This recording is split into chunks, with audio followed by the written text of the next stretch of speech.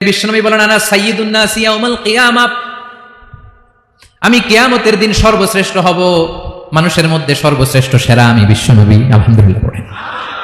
বিশ্বনবী বলেন সেদিনটা বড্ড ভয়ঙ্কর, সেদিন কেউ কারো কোনো উপকারে আসবে না, বন্ধু বন্ধুর কাজে আসবে না, স্ত্রী স্বামীর উপকারে আসবে না, স্বামী স্ত্রীর উপকারে আসবে না, পীর সাহেব মুরিদরে বাঁচাতে পারবে না, মুরিদ পীর সাহেবরে বাঁচাতে পারবে না, নেতা কর্মীর পরিচয় দিবে না, কর্মী নেতার পরিচয় দিবে না, ভাই বোনকে চিনবে না, বোন ভাইকে চিনবে না, বাবা তার সন্তানকে চিনবে না, মেয়েকে দেখে মা দৌড়ে দৌড়ে পালাবে। বড্ড ভয়ঙ্কর দিন। বিশ্বনবী বলবেন জমিনটা এখনকার মতো থাকবে না, পুরো জমিনটা সমান হয়ে যাবে, ফ্ল্যাট, এখন তো গোল, তখন ফ্ল্যাট, সবাই এক জমিনের উপরে দাঁড়াবে, সূর্যটা মাথার কাছে চলে আসবে, সূর্যের গরমে মানুষের মাথার মগজ গলে গলে কানের ছিদ্র নাকের ছিদ্র দিয়ে বেয়ে বেয়ে পড়বে। আহ, সবাই হয়রান পেরেশান ক্লান্ত শ্রান্ত। মানুষগুলো বলবে বাঁচার কোনো উপায় নাই।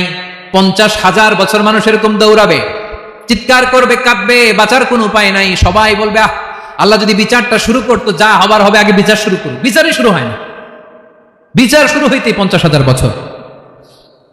আল্লাহ, 50,000 বছর, 5,000, 15,000 না, 50,000 বছর এরকম যাবে।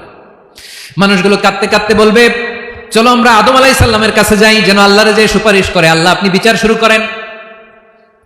কিয়ামতের ময়দানে সবাই মিলে সাইয়েদনা আদম আলাইহিস সালামের কাছে যেয়ে বলবে ইয়া আবাল বাশার ইয়া আউয়ালাল আম্বিয়া, ও আদম নবী, আপনি দুনিয়ার বুকে প্রথম নবী, আল্লাহ নিজ হাতে আপনারে 60 হাত লম্বা করে বানিয়েছেন, আপনার সম্মানে ফেরেশতাদেরকে সেজদা দিতে বলেছেন, দুনিয়ার প্রথম নবী, প্রথম মানুষ আপনি, আপনি আল্লাহরে যে সুপারিশ করেন যেন আল্লাহ বিচার শুরু করে।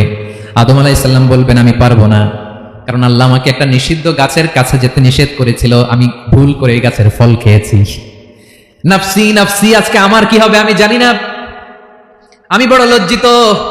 আমারে যদি আল্লাহ জিজ্ঞেস করে কেন খাইছিলাম, আমার কোনো উত্তর নাই, তোমারে বাঁচাবো কেমনে আমি? নবীরা থার করে কাঁপবে সেদিন। আদম আলাইহিস সালাম বলবেন আমি পারবো না, মাফ করো আমাকে, আমি পারবো না, ওই যে ভুল করে গন্ধম খেয়ে ফেলেছি, নিষিদ্ধ গাছের ফল খেয়ে ফেলেছে, আমি বড় লজ্জিত অনুতপ্ত, আমি পারবো না। আজকে আল্লাহ এত রাগান্বিত হয়েছে, আগে কখনো আল্লাহ এত রাগান্বিত হয় নাই, ভবিষ্যতে আল্লাহ কখনো এত রাগান্বিত হবে না, আমি পারবো না। এক কাজ করো, তোমরা নূহ আলাইহিস সালামের কাছে যাও। কোন নবী? লোকেরা এবার পাগলের মতো দৌড়াতে দৌড়াতে আল্লাহর নবী নূহ আলাইহিস সালামের কাছে যেয়ে বলবে ইয়া নবী আল্লাহ নূহ আনতা আউয়ালুর রাসূলি ফিল আরদ, আপনি জমিনে প্রথম রাসূল। আদম আলাইহিস সালাম নবী ছিলেন, রাসূল ছিলেন না, এই দুনিয়ার বুকে প্রথম রাসূল ছিলেন আল্লাহর নবী নূহ আলাইহিস সালাম। সবাই বলবে ও নবী আল্লাহ নূহ, রাসূল আল্লাহ নূহ, আল্লাহ আপনাকে আবদান শাকুরা, শুকরগুজার বান্দা বলে কোরআনে বলেছে। কোরআনে নূহ আলাইহিস সালামের নামেও সূরা আছে না নাই? আপনি আল্লাহর প্রিয় বান্দা, প্রিয় রাসূল। দেখেন আমাদের কি দশা, ঘামতে ঘামতে শেষ, জমিনটা তামার জমিন, সূর্যটা মাথার কাছে, কি করবো আর পারি না, ঘামতে ঘামতে আর কত ঘামবো, কত দাঁড়িয়ে থাকবো। আল্লাহরে যে বলেন বিচার যেন শুরু করে। নূহ আলাইহিস সালাম বলবেন আমিও পারবো না, আমিও পারবো না, আমি আমার ছেলের জন্য এক কথা বলে ভুল করে ফেলছি। যখন মহাপ্লাবন হবে আমি বললাম আল্লাহ আমার কলিজার টুকরা সন্তান রে বাঁচান।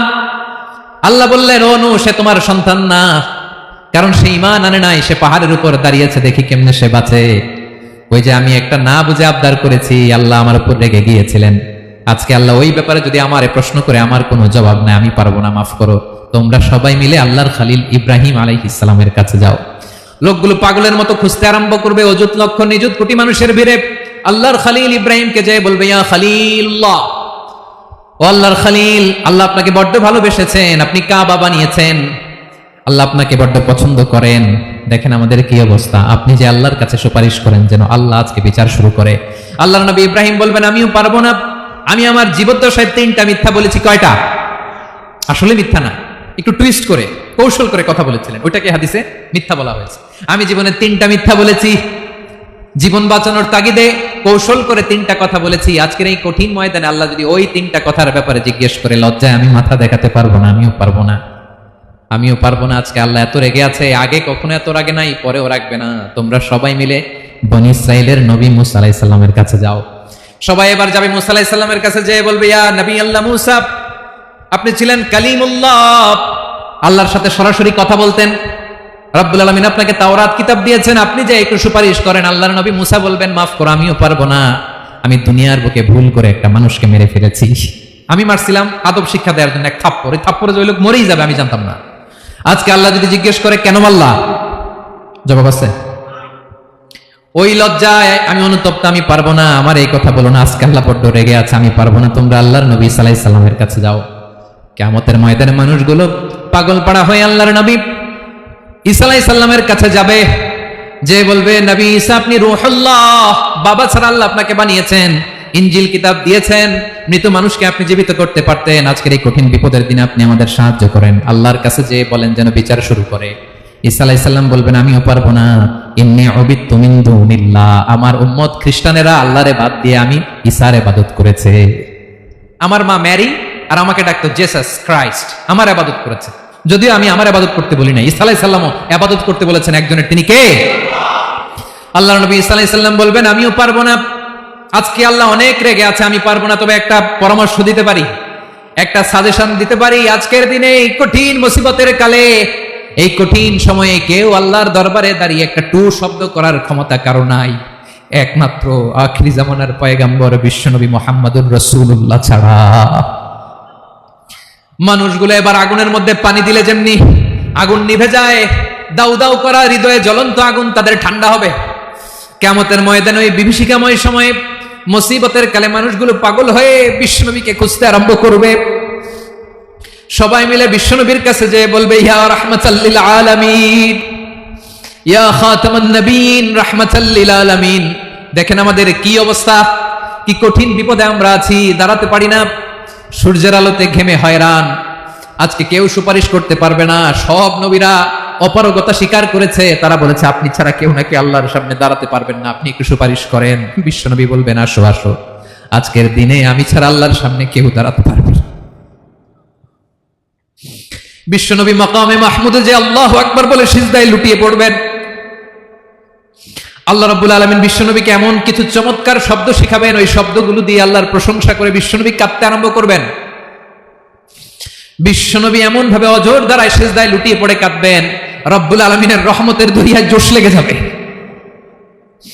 রব্বুল আলামিন এই দৃশ্য থেকে সহ্য করতে পারবেন না। রব্বুল আলামিন বলবেন ইয়া মুহাম্মদ ইরফা রাসাক, ও নবী আপনি মাথা তোলেন, মাথা তোলেন, আপনার কান্না আমি সহ্য করতে পারি না, নবী আপনি মাথা তোলেন, সাল তুতা, আজকে আপনি যা চাবেন তাই দেব। নবী আপনি সিজদা থেকে মাথা তুলেন, সাল তুতা, যা চাবেন তাই দেব, ওয়াশফা তুশাফা, যার জন্য সুপারিশ করবেন তার সুপারিশ কবুল করে নেব। বিশ্বনবী এবার মাথা তুলবেন।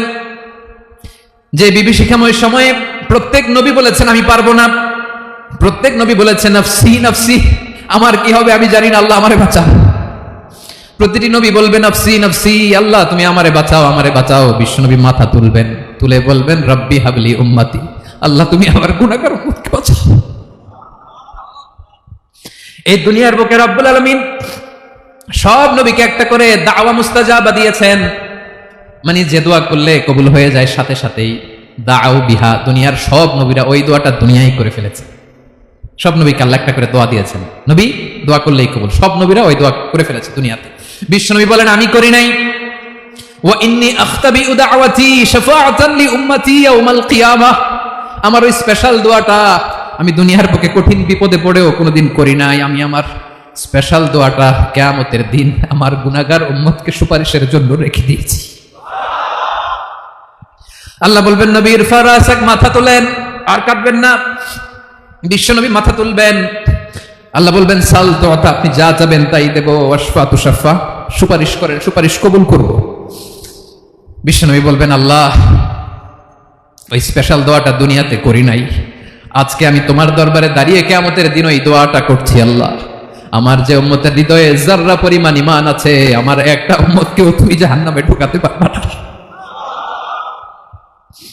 বিশ্বনবী পাগলের মতো একবার হাউজে কাউসারে যাবেন, একবার সিরাতে যাবেন, একবার পুলসিরাতের দিকে, একবার হাউজে কাউসারের দিকে, পাগলের মতো দৌড়াতে থাকবেন, তার কোনো গুনাহগার উম্মত যাতে জাহান্নামে ঢুকে না যায়। সেদিন কেউ সুপারিশ করতে পারবে না বিশ্বনবী ছাড়া। এজন্য 5 নম্বর আল্লাহ বললেন মান যাল্লাযী ইয়াশফাউ ইনদাহু ইল্লা বিইযনিহি, কার সাহস আছে, কার এত বড় বুকের পাটা কিয়ামতের কঠিন দিন আল্লাহর সামনে দাঁড়িয়ে সুপারিশ করবে, কারো ক্ষমতা নেই। কারো ক্ষমতা নাই। বিশ্বনবী সেদিন সেজদায় পড়ে উম্মতের জন্য কাঁদবেন, সবাই কাঁদবে, নফসি নফসি, আল্লাহ আমারে বাঁচাও, আল্লাহ আমারে বাঁচাও। বিশ্বনবী বলবেন উম্মাতি উম্মাতি। বিশ্বনবী আমার জন্য কাঁদবেন, আপনার জন্য কাঁদবেন, আমাদের জন্য সেদিন কেঁদে কেঁদে জাহান্নামের দরজায় দাঁড়িয়ে আমাদেরকে টেনে টেনে জান্নাতে ঢুকাবেন। এজন্য এই বিশ্বনবীর ভালোবাসা যেন আমাদের হৃদয়ে ভরপুর থাকে। আমার ভাইয়েরা, প্রতি শুক্রবার বিশ্বনবীর উপরে বেশি বেশি যেন আমরা দুরূদ পড়ি। আমরা যখন বিশ্বনবীর সালাম দেই, দুরূদ পড়ি, একদল স্পেশাল ফেরেশতা আছে যারা বিশ্বনবীর দুরূদটা নিয়ে সরাসরি বিশ্বনবীর রওজায় যায়, যে বলে অমুকের বেটা অমুক আপনারে সালাম দিয়েছে। বিশ্বনবী নিজ কবরের থেকে নিজেই সালামের উত্তর দেয়। বিশ্বনবীর ভালোবাসা যেন আমাদের হৃদয়ে থাকে। বিশ্বনবীর সুন্নাহ দিয়ে যেন আমাদের জীবনটাকে সাজাই, পারা যাবে ইনশাআল্লাহ। বিশ্বনবীর ভালোবাসা ছাড়া কেউ জান্নাতে ঢুকতে পারবে